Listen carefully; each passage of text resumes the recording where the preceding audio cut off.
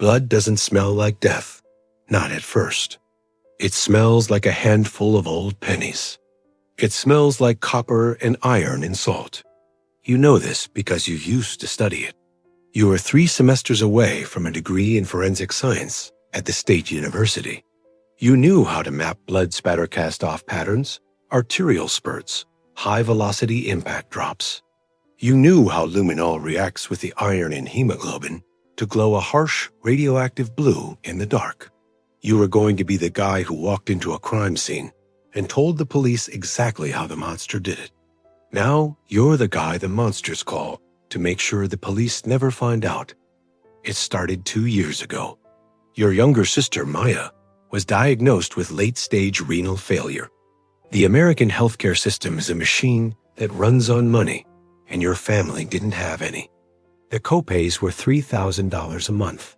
The dialysis was $5,000.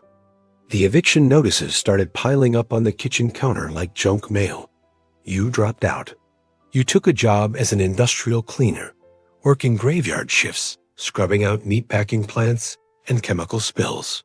It paid the rent, but it didn't pay for Maya's spot on the transplant list. Then came a Friday night in November. You were having a cheap beer at a dive bar off the interstate when a man the size of a doorframe sat next to you. He wore a heavy leather cut with a 3-piece patch on the back, the Iron Vultures Motorcycle Club, a 1%er outlaw club. They ran guns, manufactured methamphetamine, and controlled the extortion rackets in 3 states. The man introduced himself as Gage. He said he heard from the bar owner that you knew chemicals. He said he had a plumbing issue at a warehouse that needed a discreet, highly educated janitor. He slid an envelope with $10,000 in cash across the sticky mahogany bar. You took it. You paid Maya's medical bills. And you crossed a line you can never uncross. For 2 years, you've been the Vulture's ghost. They are brutal, blunt force instruments. They handle their business with heavy chains, steel-toed boots, and sawed-off shotguns. They leave teeth, hair, and fingerprints everywhere. They are a forensic nightmare. That's where you come in. You charge $500 an hour. You show up in a white, unmarked Ford Transit van. You bring heavy-duty ozone generators, enzymatic solvents that break down proteins at a molecular level, and industrial HEPA vacuums that can suck a microscopic skin cell out of a shag carpet. You don't ask who. You don't ask why. You just make the room look like it was never occupied. You sleep soundly because you have a strict rule. You are a cleaner, not a killer. You deal with the aftermath, not the act. The people you clean up were already gone before your van ever pulled into the driveway. Until tonight. The burner phone rings at 2:14 a.m. It's Gage. Downtown. The Glasshouse condos. Penthouse 4B. His voice is gravel and tobacco over the encrypted line. We left a massive mess. High profile. We needed to look like the guy packed a bag and moved to Europe. No trace. Nothing. You hesitate. The Glasshouse is a hyper-luxury building. Security cameras, doormen, private elevators. This isn't a dirt floor meth lab in the desert. That's too hot, Gage. I can't get my gear up there unseen. You're going to figure it out, Gage says quietly. It's not a request. There's $50,000 waiting in the center console of your van right now. Get it done before sunrise. 50 grand. That is enough to cover Maya's anti-rejection meds and private specialist fees for the next 3 years. You hang up, grab your heavy black duffel bags, and walk out to the van. The money is there, bound in thick rubber bands. You bypass the building as security by wearing a generic HVAC repair uniform and using a cloned keycard Gage left for you in the alley. You ride the freight elevator to the penthouse, the silence of the ascent pressing against your eardrums. You unlock the door to penthouse 4B. The contrast hits you instantly. The apartment is a masterpiece of modern, minimalist architecture. Floor-to-ceiling windows overlook the glittering grid of the sleeping city. White Italian leather sofas, white marble countertops, a stark imported white wool carpet, and right in the center of the room, a war zone. The vultures brought a sledgehammer to a glass house. Furniture is shattered. A heavy iron fire poker lies bent near the fireplace. The white wool carpet is saturated with a massive, dark red pool. And in the middle of the room, wrapped haphazardly in thick, black 6mm construction plastic, is the mess. You don't panic. You operate on protocol. You turn on the heavy halogen work lights you brought. You seal the air vents with plastic and duct tape so the smell of bleach and ozone doesn't travel through the building HVAC system. You strip off your uniform and step into a white, full-body Tyvek hazmat suit. You pull the respirator over your face.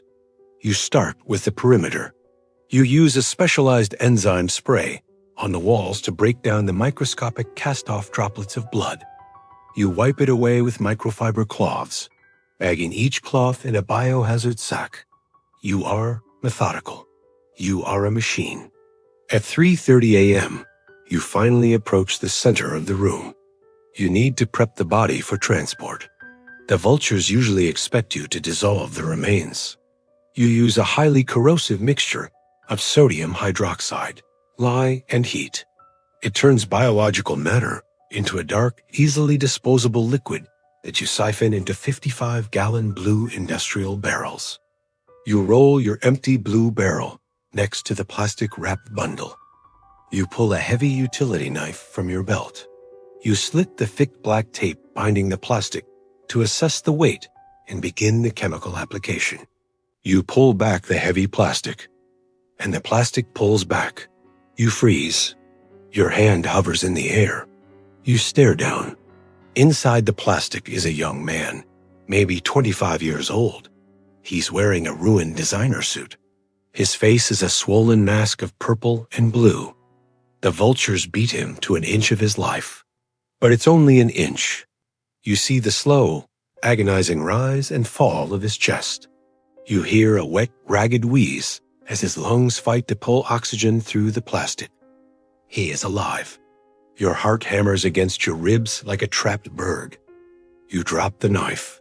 You fall back onto the ruined carpet. The rules. The one rule that keeps you sane. You are not a killer. You pull down your respirator. You lean in. "Hey," you whisper, your voice shaking. "Hey, can you hear me?" His eyes flutter. One is swollen shut. The other, a bloodshot green, focuses on you with sheer, unadulterated terror. He tries to speak, but only a bloody bubble forms on his lips. You check his pulse. It's thready, weak, but it's there. He has severe blunt force trauma, probably broken ribs, a ruptured spleen. But if he gets to a trauma center in the next hour, a surgeon can save him. You look at the burner phone sitting on the marble counter. You look at the $50,000 in your duffel bag. If you call an ambulance, the police will arrive. They will find you in a hazmat suit surrounded by cleaning chemicals. You will go to prison for tampering with evidence. And within a week, the vultures will find Maya, and they will kill her just to make a point. If you call Gage and tell him the guy is alive, Gage will tell you to finish the job.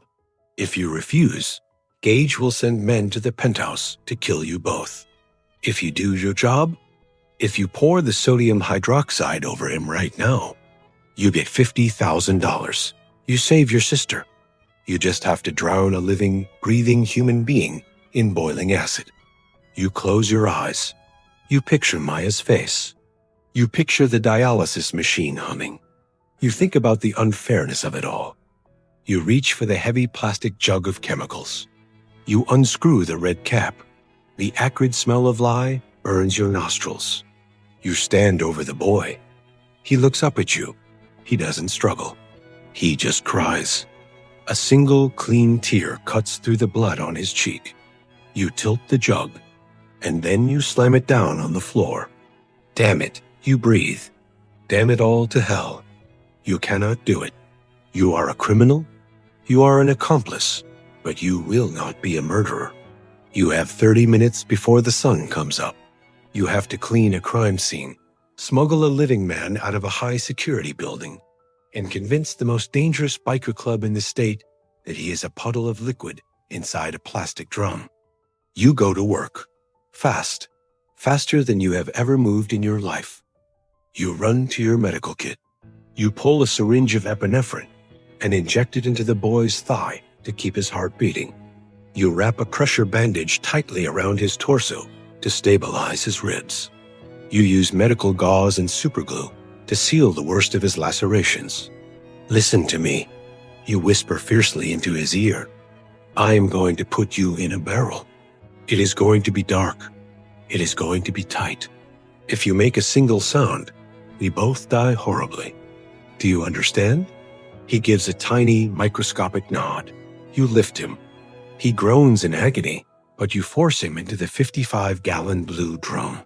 He fits, curled into a fetal position.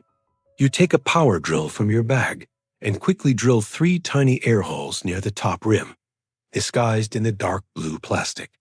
You secure the lid. Now, the room. You cannot leave the blood.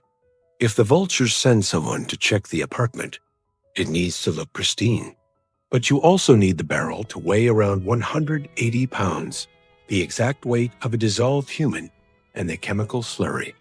You take your utility knife and violently slice out massive chunks of the blood-soaked wool carpet and the foam padding underneath.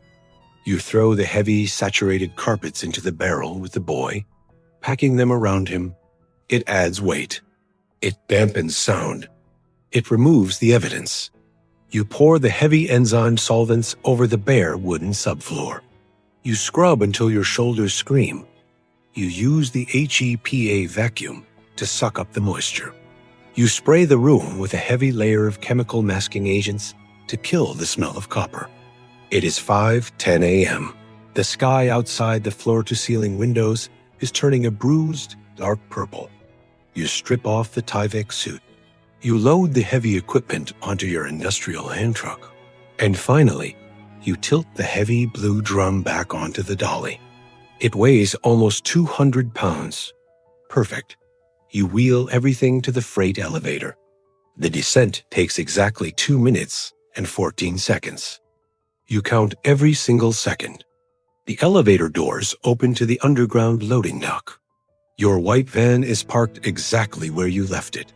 But standing next to the back doors, smoking a cigarette, is a man. It's Bones. He is a vulture enforcer. 6'4", 300 pounds of muscle and cheap tattoos. He has a heavy steel chain hooked to his wallet. Gage sent me to make sure you got out clean, Bones grunts, flicking his cigarette onto the concrete. He eyes the blue barrel. That him? Your blood runs cold. You keep your face completely blank. That's what's left of him. Sodium hydroxide breakdown. Bones steps forward. He raises a massive, calloused hand and slaps the side of the plastic drum. Smack, you stop breathing. Inside the barrel, surrounded by bloody carpets, the boy is inches from the biker's hand. If he groans, if he shifts his weight, doesn't sound liquid. Bones narrows his eyes. Saponification. You lie smoothly, pulling a forensic term from your past life. The lye reacts with the body fat and turns it into a thick, heavy soap-like substance. It doesn't slosh. It settles. If you open that lid, the toxic fumes will burn your corneas in about 4 seconds. You want to look? You place your hand on the metal latch of the barrel. You hold his gaze. You don't blink. Bones stares at you. He looks at the barrel. He steps back. Nah. Just load the freak and get out of here? Gage says the money is yours. You load the barrel into the back of the van. You close the heavy doors.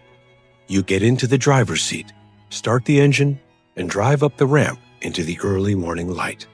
You don't stop until you are 3 towns over. You pull into the empty parking lot of a suburban fire station. You jump out, open the back of the van, and unseal the barrel. You pull the bloody, gasping boy out. You lay him gently on the asphalt, right in front of the massive red garage doors. You press the emergency call button on the brick wall. It'll be out in 10 seconds, you tell him. You look down at him. You don't exist anymore. You died in that penthouse. If you ever show your face in this state again, the vultures will kill you. And if they realize I let you live, they will kill me. The boy looks up at you, his good eyes filled with tears. Thank you, he mouths silently. You get back in the van. You drive away as the firehouse doors begin to rise. Screen transitions to a bright, sunlit hospital room. 3 days later, you sit in a comfortable chair next to a hospital bed. It is 9 a.m. The $50,000 paid for the top-tier private specialist Maya needed. She is asleep, her color returning, the new treatment working perfectly. The nightmare is finally ending. You look up at the muted television mounted on the wall. A breaking news banner flashes across the screen. Massive RICO indictment dismantles Iron Vultures Motorcycle Club. You grab the remote and turn up the volume. The news anchor is standing outside a federal courthouse. Gage, Bones, and dozens of others are being led out in handcuffs. The anchor explains that a sudden, high-profile witness, a young man who miraculously survived a brutal assault turned state, evidence and gave the FBI everything they needed to bring the entire organization down. You smile. You reach into your jacket pocket, pull out the burner phone, and snap it in half, tossing the pieces into the trash can. You don't need to be a ghost anymore. You walk over to the window, the warm morning sun washing over your face. The monsters are locked away. You saved your sister. And for the first time in 2 years, as you look down at your hands, they finally feel clean.